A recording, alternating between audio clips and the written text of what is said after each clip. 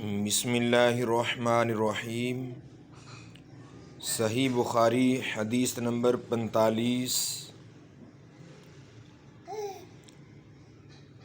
حضرت عمر بن خطاب رضی اللہ تعالی عنہ سے روایت ہے، آپ فرماتے ہیں کہ ایک یہودی نے ان سے کہا کہ اے امیر المؤمنین، تمہاری کتاب قرآن پاک میں ایک آیت ہے جسے تم پڑھتے بھی ہو، اگر وہ ہم یہودیوں پر نازل ہوئی ہوتی تو ہم اس کے نزول کے دن کو یوم عید بنا لیتے۔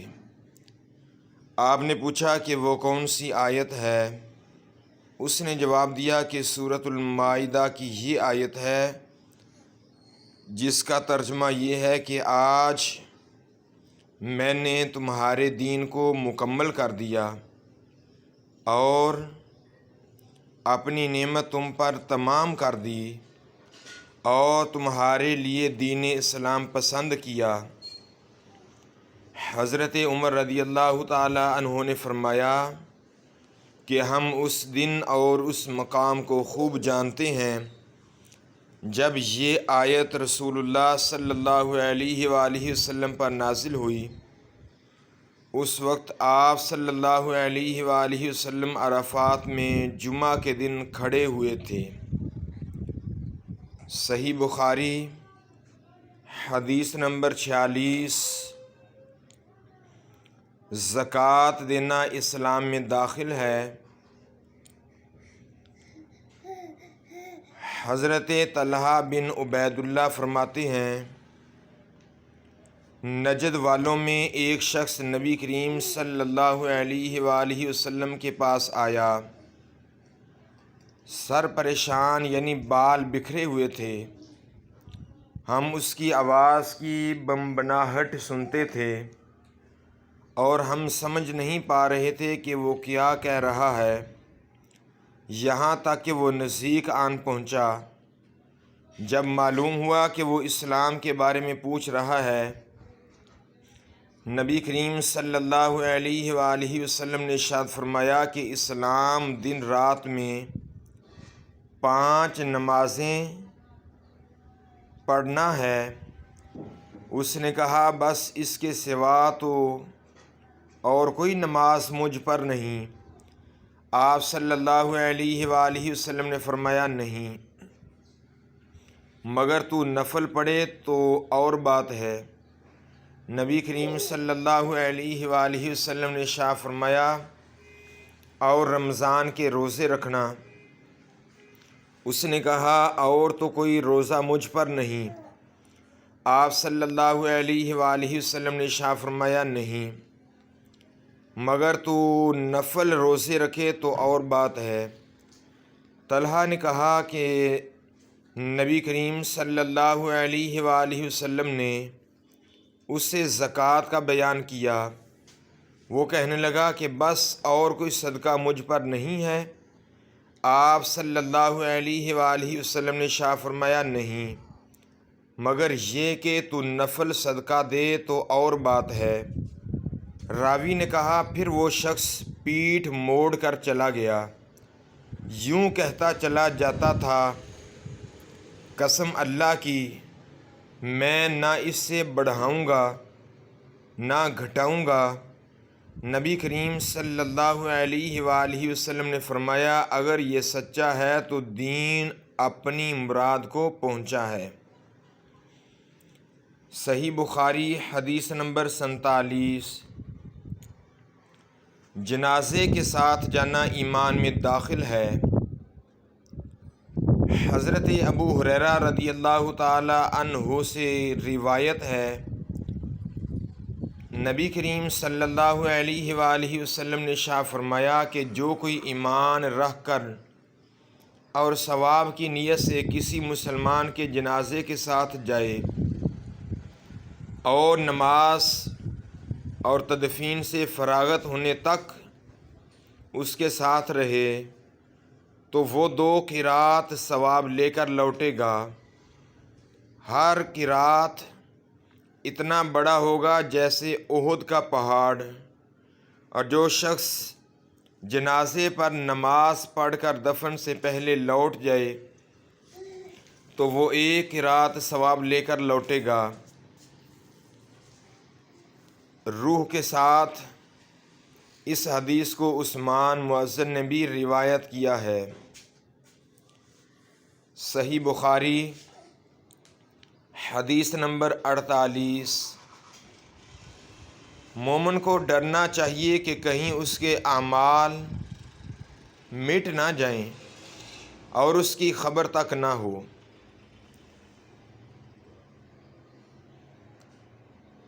محمد بن عرعرہ نے بیان کیا ہے، وہ کہتے ہیں کہ ہم سے شعبہ نے بیان کیا، انہوں نے زبید بن حارث سے کہا کہ میں نے ابو وائل سے یہ پوچھا گیا، وہ کہتے ہیں کہ گناہ سے آدمی فاسق نہیں ہوتا۔ انہوں نے کہا کہ مجھ سے عبداللہ بن مسعود رضی اللہ تعالی عنہ نے بیان کیا کہ نبی کریم صلی اللہ علیہ وآلہ وسلم نے فرمایا، مسلمان کو گالی دینے سے آدمی فاسق ہو جاتا ہے اور مسلمان سے لڑنا یہ کفر ہے۔ صحیح بخاری حدیث نمبر 39۔ مومن کو ڈرنا چاہیے کہ کہیں اس کے اعمال مٹ نہ جائیں اور اس کو خبر تک نہ ہو۔ حضرت عبادہ بن صامت نے خبر دی کہ نبی کریم صلی اللہ علیہ وآلہ وسلم اپنے حجرے سے نکلے، لوگوں کو شب قدر بتانا چاہتے تھے۔ وہ کون سی رات ہے؟ اتنے میں دو مسلمان آپس میں لڑ پڑے۔ آپ صلی اللہ علیہ وآلہ وسلم نے ارشاد فرمایا، میں تو اس لیے باہر نکلا تھا کہ تم کو شب قدر بتلاؤں، اور فلاں فلاں آدمی لڑ پڑے تو میرے دل سے اٹھا لی گئی ہے،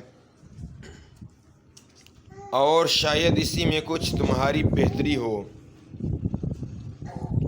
تو اب ایسا کرو کہ شب قدر کو رمضان المبارک کی 27ویں، 29ویں، 25ویں رات میں ڈھونڈا کرو۔ صحیح بخاری حدیث نمبر 50۔ جبریل علیہ السلام کا نبی کریم صلی اللہ علیہ وآلہ وسلم سے ایمان، اسلام، احسان اور قیامت کے علم میں پوچھنا۔ حضرت ابو ہریرہ رضی اللہ تعالی عنہ سے نقل ہے، ایک دن نبی کریم صلی اللہ علیہ وآلہ وسلم لوگوں میں تشریف فرما تھے کہ آپ کے پاس ایک شخص آیا اور پوچھنے لگا کہ ایمان کسے کہتے ہیں؟ آپ صلی اللہ علیہ وآلہ وسلم نے ارشاد فرمایا کہ ایمان یہ ہے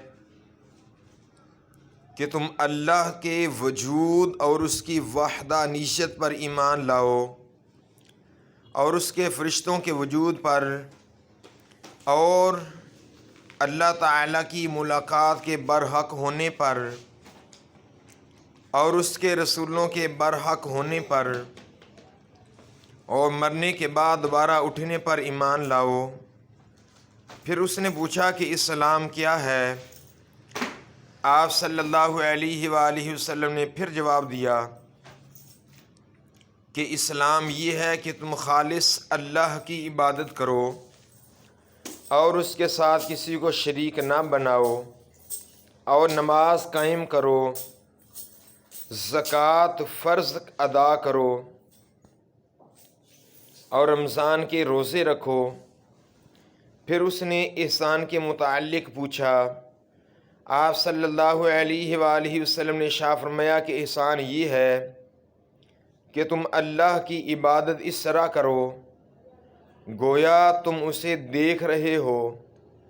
اگر یہ درجہ نہ حاصل ہو تو پھر یہ تو سمجھ لو کہ وہ تم کو دیکھ رہا ہے۔ پھر اس نے پوچھا کہ قیامت کب آئے گی؟ آپ صلی اللہ علیہ وآلہ وسلم نے ارشاد فرمایا کہ اس کے بارے میں جواب دینے والا پوچھنے والے سے کچھ زیادہ نہیں جانتا، البتہ میں تمہیں اس کی نشانیاں بتلا سکتا ہوں۔ وہ یہ ہیں کہ جب لونڈی اپنے آقا کو جنے گی اور جب سیاح اونٹوں کے چرانے والے دیہاتی لوگ ترقی کرتے کرتے مکانات کی تعمیر میں ایک دوسرے سے بازی لے جانے کی کوشش کریں گے، یاد رکھو قیامت کا علم ان 5 چیزوں میں ہے جن کو اللہ کے سوا کوئی نہیں جانتا۔ پھر آپ نے یہ آیت کریمہ پڑھی، اللہ ہی قیامت کو جانتا ہے کہ وہ کب ہوگی، آخر آیت تک، اور وہ پوچھنے والا پیٹھ پھیر کر جانے لگا۔ آپ صلی اللہ علیہ وآلہ وسلم نے فرمایا، اے اسے واپس بلا کر لاؤ۔ لوگ دوڑ پڑے مگر وہ کہیں نظر نہیں آیا۔ آپ صلی اللہ علیہ وآلہ وسلم نے ارشاد فرمایا کہ وہ جبریل علیہ السلام تھے جو لوگوں کو ان کا دین سکھانے آئے تھے۔ صحیح بخاری حدیث نمبر 51۔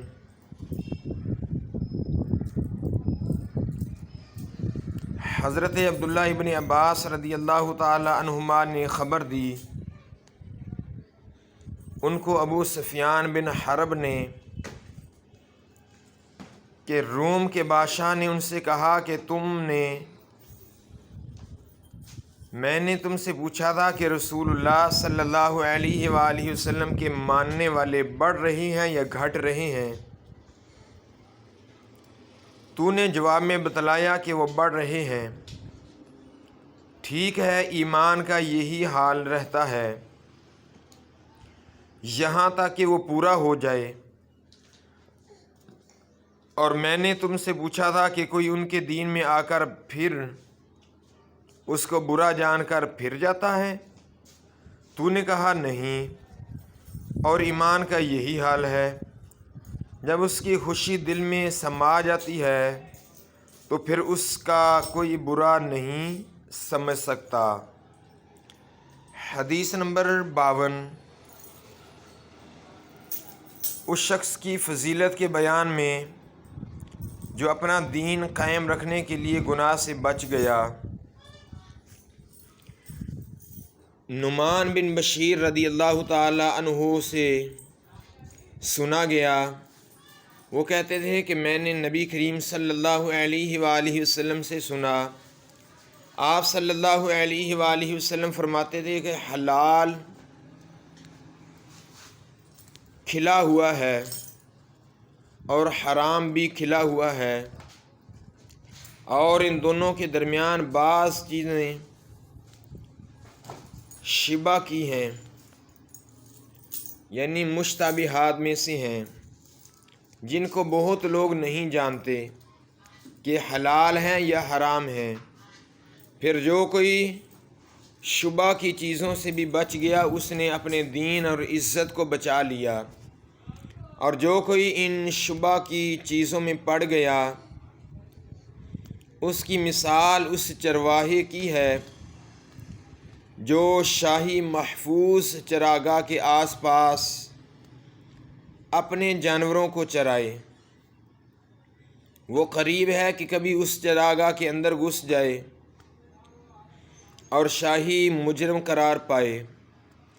سن لو، ہر بادشاہ کی ایک چراگاہ ہوتی ہے، اللہ کی چراگاہ اس کی زمین پر حرام چیزیں ہیں، بس ان سے بچو۔ اور سن لو، بدن میں ایک گوشت کا ٹکڑا ہے، جب وہ درست ہوگا بدن درست ہوگا، اور جہاں بگڑا سارا بدن بگڑا۔ سن لو، وہ ٹکڑا آدمی کا دل ہے۔ حدیث نمبر 53۔ مال غنیمت سے 5واں حصہ ادا کرنا بھی ایمان ہے۔ حضرت عبداللہ بن عباس رضی اللہ تعالی عنہما کے پاس حضرت ابو حمزہ بیٹھا کرتے تھے۔ فرماتے ہیں کہ مجھ کو خاص اپنے تخت پر بٹھاتے۔ ایک دفعہ کہنے لگے کہ تم میرے پاس مستقل طور پر رہ جاؤ، میں اپنے مال میں سے تمہارا حصہ مقرر کر دوں گا۔ تو میں 2 ماہ تک ان کی خدمت میں رہ گیا۔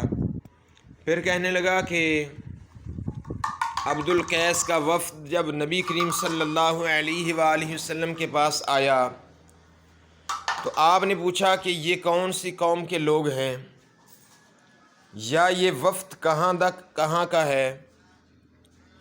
انہوں نے کہا کہ یہ ربیہ خاندان کے لوگ ہیں۔ آپ صلی اللہ علیہ وآلہ وسلم نے ارشاد فرمایا، مرحبا مرحبا، اس قوم کو یا اس وفد کو نہ ذلیل ہونے والے نہ شرمندہ ہونے والے، یعنی ان کا آنا بہت خوب ہے۔